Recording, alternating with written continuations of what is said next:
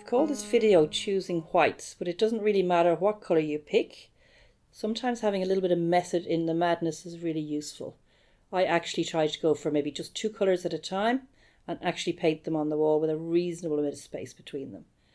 I like a nice clean edge so I can see the colour, and so I literally tape up little squares. Now you can see this is coming off quite easy because it's still damp. You might find you still don't like any of those colours, but either way you're going to have to prep the wall, otherwise it just doesn't look like worth your while. So essentially these will all need to be filled and sanded. Prep is just some paint, slightly diluted. It's a thinner paint and it just soaks better into your polyfiller spaces and makes sure the wall is ready for your new colour. If you find that once you've painted this and it's well dry, if there's any more dinges, go ahead with a little bit more polyfiller on, sand it and maybe reprime it. But essentially you're done. A nice 2 coats of paint, job done.